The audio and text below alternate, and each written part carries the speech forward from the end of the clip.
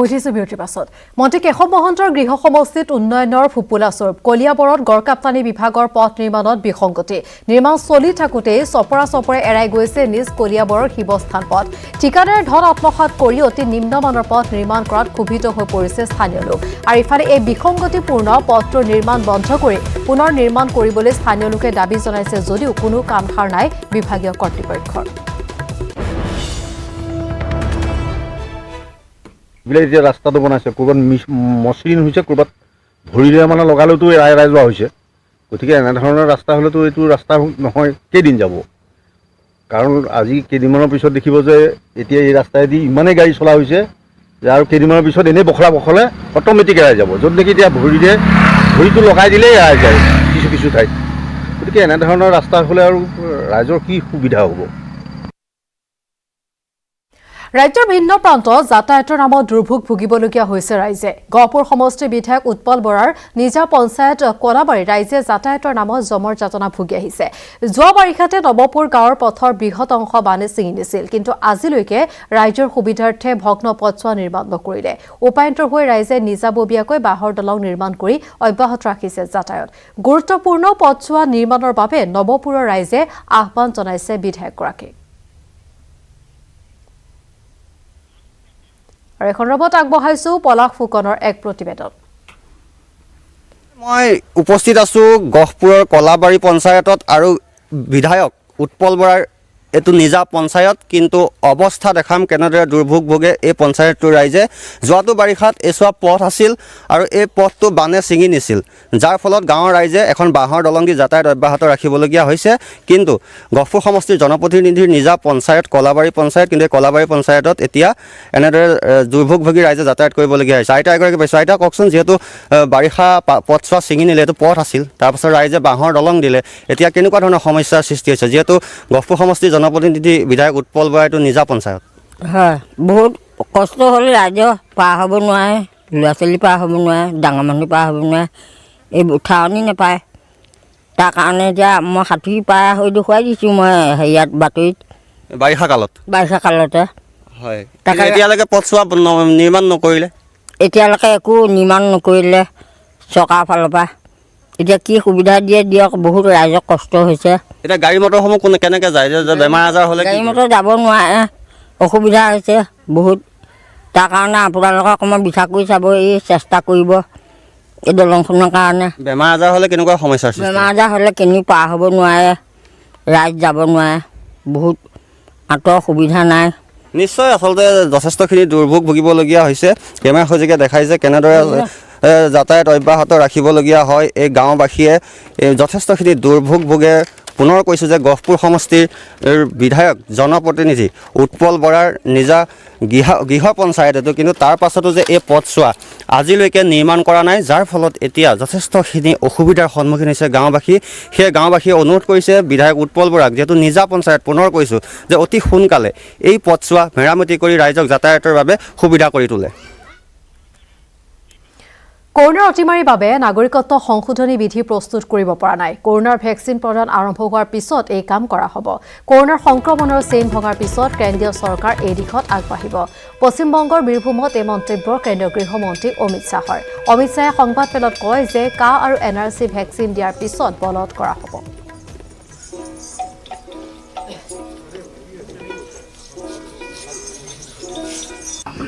अभी सीए के रूल्स बनना भी बाकी है और बिकॉज ऑफ कोरोना इतना बड़ा अभियान चल नहीं सकता इसलिए जब टीका लगने की शुरुआत हो जाएगी और कोरोना की साइकिल टूटेगी इस पर हम जरूर विचार करेंगे और जब करेंगे तब आपको सूचित भी करेंगे मैंने कहा ना पहले क्रोनोलॉजी में पहला तो समाप्त होने दीजिए সমাগত পশ্চিমবংগ নিৰ্বাচনক লৈ তৎপৰ হৈ পৰিছে বিজেপি দল পশ্চিমবংগত প্ৰচাৰ চলাইছে বিজেপিৰ ৰথী মহাৰথীসকলে দেওবাৰে মমতা বেনাৰ্জীৰ ভেটি কপাই পশ্চিমবংগত প্ৰচাৰ চলালে কেন্দ্ৰীয় গৃহমন্ত্ৰী অমিত শ্বাহে পশ্চিমবংগত ইখনৰ পাছত সিখন জনসভাক সম্বোধন কেন্দ্ৰীয় গৃহমন্ত্ৰীজনে পৰিদৰ্শন কৰিলে বিশ্বভাৰতী মাটিৰ পাত্ৰত অমিত শ্বাহে খালে দুপৰীয়াৰ আহাৰ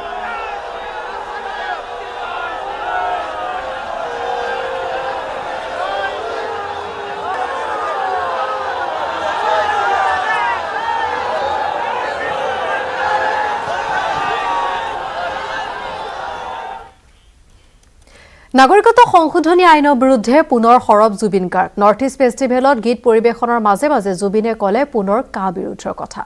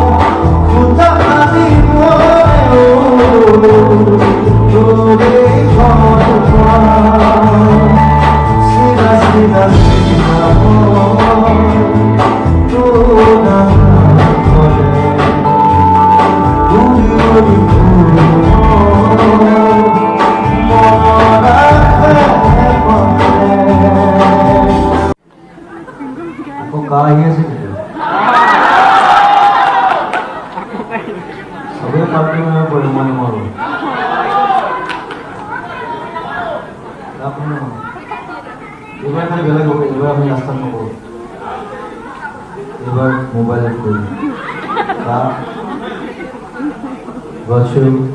protest. The revolution should be there. মই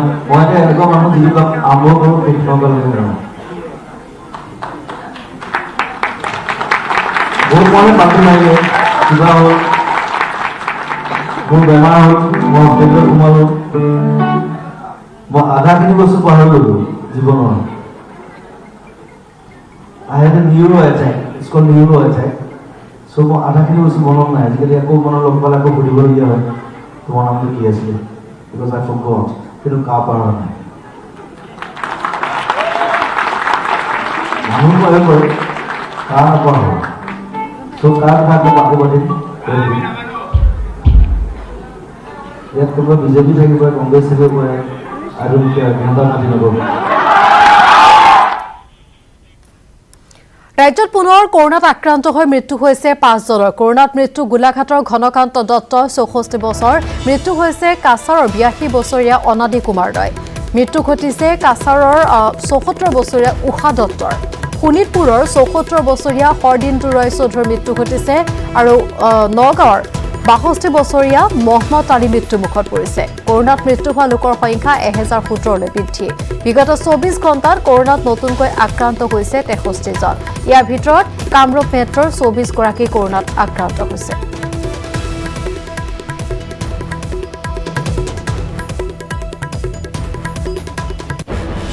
দেশত জানুৱাৰীত দিয়া হ'ব কৰোনাৰ প্ৰথমটো ভেকচিনৰ নিৰাপদ আৰু কাৰ্যকৰীতাৰ ক্ষেত্ৰত সৰ্বোচ্চ অগ্ৰাধিকাৰ দিছে কেন্দ্ৰীয় চৰকাৰে এই মন্তব্য কেন্দ্ৰীয় স্বাস্থ্য মন্ত্ৰী ডাক্তৰ হৰ্ষবৰ্ধনৰ এনে দিয়া এই সাক্ষাৎকাৰত এই মন্তব্য প্ৰকাশ কৰিছে স্বাস্থ্য মন্ত্ৰীগৰাকীয়ে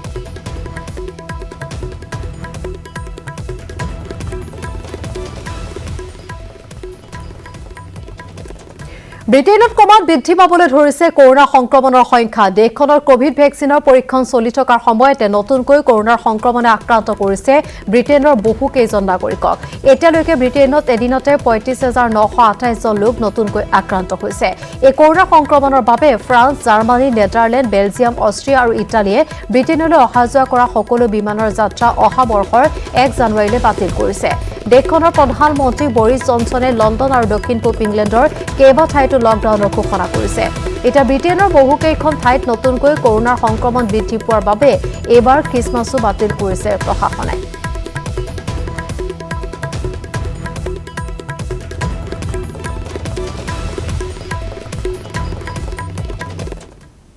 The figure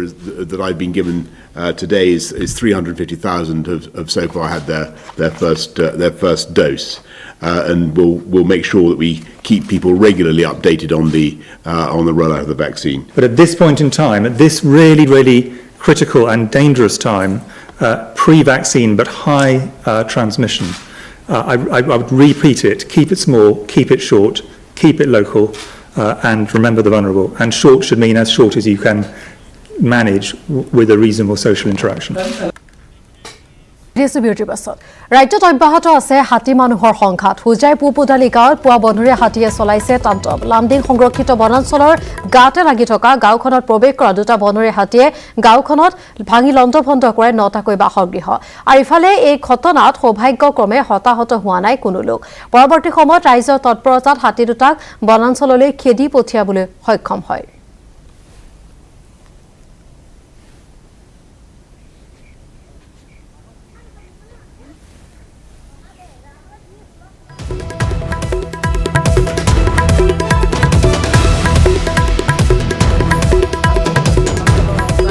কিলোমিটাৰ ভিতৰুৱা গাঁৱত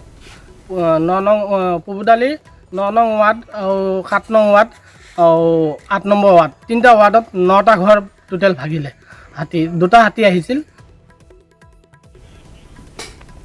বিটিচিৰ সিএমৰ দায়িত্ব গ্ৰহণ কৰাৰ পিছতে তৎপৰ হৈ পৰিছে প্ৰমোদ বড়ো কোকৰাঝাৰৰ আৰএনবি বিটিচি সিএম প্ৰমোদ বড়োৱে দায়িত্ব গ্ৰহণ কৰাৰ পিছতে দেখা পোৱা গৈছে তেওঁ নিজৰ দায়িত্ব তেওঁ পালন কৰিছে আৰু দায়িত্ব গ্ৰহণৰ পিছতে অধিক তেওঁ সক্ৰিয় হৈ পৰিছে বিভিন্ন ধৰণৰ সিএমৰ দায়িত্ব গ্ৰহণ কৰাৰ পিছতে বিভিন্ন ক্ষেত্ৰত এই তৎপৰতা দেখা পোৱা গৈছে প্ৰমোদ বড়ো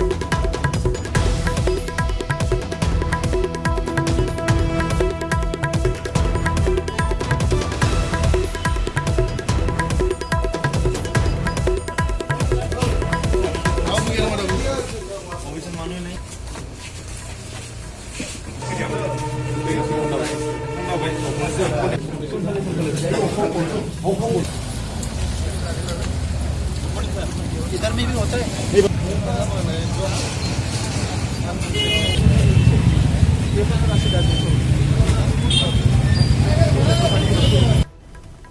কোকৰাঝাৰ টাউনটো আমাৰ বড়োলেণ্ডৰ সবচে ইম্পৰ্টেণ্ট টাউন আৰু সেই টাউনখনৰ অৱস্থা দেখি আজি খুব মানে দুখ লাগিছে আগতে আমি বাহিৰত আছিলোঁ সিস্টেমত নাছিলোঁ আমি গভৰ্ণমেণ্টত নাছিলোঁ বাহিৰত মানে দেখিছিলোঁ কি বৰষুণ দিলে পানী আহে বৰষুণ দিলে মানে পানী একদম ফুল হৈ যায় টাউনত মানুহ যাব আহিব নোৱাৰে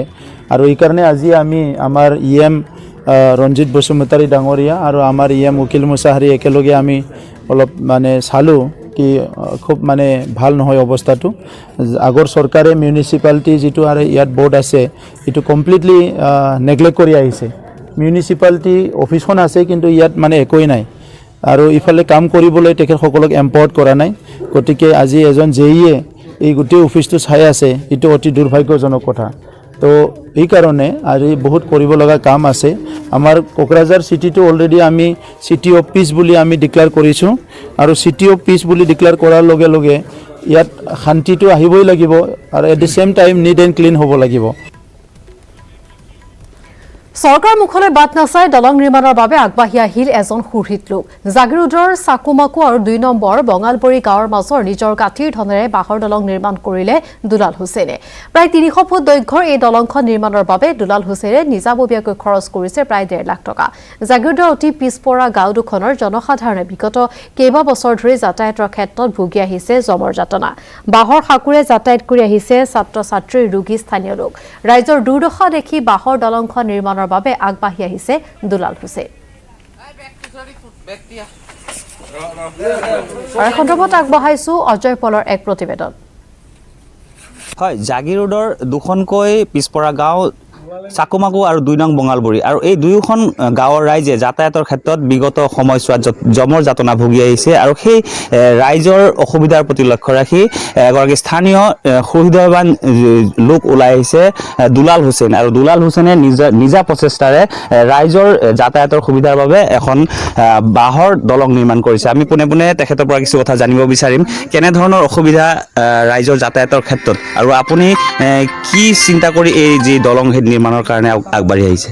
বাঁহৰ সাপোৰটো এইটো দি ল'ৰা ছোৱালী স্কুলৰ ল'ৰা ছোৱালী সৰু সৰু ল'ৰা ছোৱালী যাব নোৱাৰে পৰি যায় বুঢ়া তুৰা মানুহ বয়সস্থ মানুহ যাব নোৱাৰে সেইটো কাৰণে নিজে এটা ভাব আহিছে পিছত নিজে বাঁহবিলাক আনি কামলা চামলা লগাই নিজে দলং এটা বনাই দি আছোঁ মানুহৰ অসুবিধাৰ কাৰণে আপোনাৰ এই যি দলং নিৰ্মাণ কৰি আছে সেই দলংটো কিমান ফুট দীঘল 300 ফুট 300 ফুট 300 ফুট দীঘল। হয় নিশ্চয়কৈ দেখা গৈছে চাকুমাকু আৰু 2 নং বঙালবৰী গাঁৱৰ যি জনসাধাৰণ সেই জনসাধাৰণৰ লগতে যি স্কুলীয়া ছাত্ৰ ছাত্ৰীসকল আছে সেই ছাত্ৰ ছাত্ৰীসকলেও এটা বাঁহৰ খাকুৰে তেওঁলোকে যাতায়াত কৰিবলগীয়া হয় আৰু তাৰ প্ৰতি লক্ষ্য ৰাখি সেই অসুবিধাৰ প্ৰতি লক্ষ্য ৰাখি এই যি দুলাল হুছেইন নামৰ যি সুহৃদবান ব্যক্তিজনে এনেধৰণে বাঁহৰ খাকু নিৰ্মাণ কৰিবলৈ ওলাইছে। আন এগৰাকী স্থানীয় যুৱক আছে আমি তেখেতৰ পৰা কিছু কথা জানিব বিচাৰিম। আজি কিমান বছৰ ধৰি এনেধৰণে যাতায়াতৰ দুৰ্ভোগ ভুগিবলগীয়া হৈছে? হয়, এইটো আমাৰ মোটামুটি আমাৰ 1939-40 চনৰে পৰাই আমাৰ ডুংগাবাৰী গাঁও পঞ্চায়ত আৰু পালিৰ গাঁও পঞ্চায়তৰ মাজত চাকুমাকু গাঁও আৰু 2 নং বঙালবাৰী গাঁৱৰ মাজত এখন আপোনাৰ বিল আছে আৰু এই বিলত আপোনাৰ ৰাস্তা নোহোৱাৰ বাবে বা দলং নোহোৱাৰ বাবে আজি যুগ যুগ ধৰি মানুহে আপোনাৰ যাতায়াতৰ আপোনাৰ যিহেতু ভুগি আহিছে। গতিকে আপোনাৰ আজি আপোনাৰ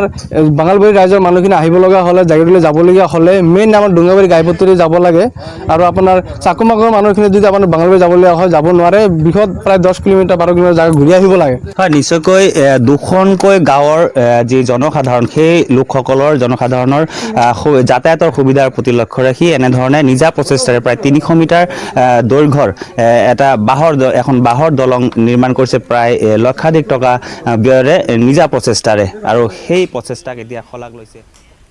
সমাগত বৰদিন বিশ্বজুৰি চলিছে এতিয়া বৰদিনক আদৰাৰ প্ৰস্তুতি। গীৰ্জাঘৰটো চলিছে কেৰলৰ আখৰা। ওদালগুৰিৰ বালিচিথাৰ গাঁওবাসীৰ মাজত দেখা পোৱা গৈছে বৰদিনৰ উৎসাহ। কেৰলৰ আখৰাত ব্যস্ত হৈ পৰিছে গাঁৱৰ যুৱক যুৱতী। সকলোৰে আশা যীশুখ্ৰীষ্টৰ জন্মদিন সকলোৱে উলহ মালহেৰে পালন কৰিব।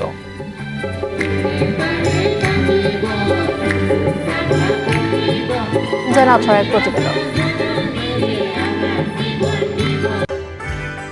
কেৰলৰ ধ্বনিৰে মুখৰিত হৈ পৰিছে সমগ্ৰ বিশ্ব।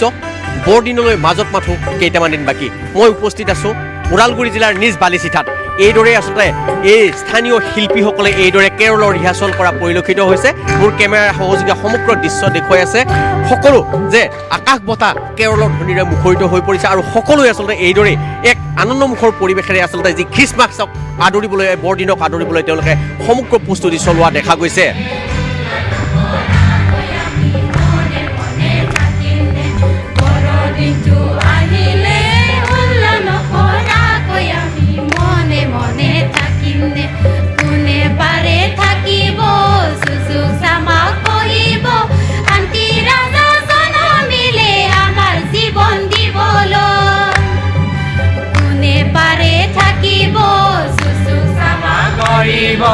শান্তি ৰাজা জনম দিলে আমাৰ জীৱন দিবলৈ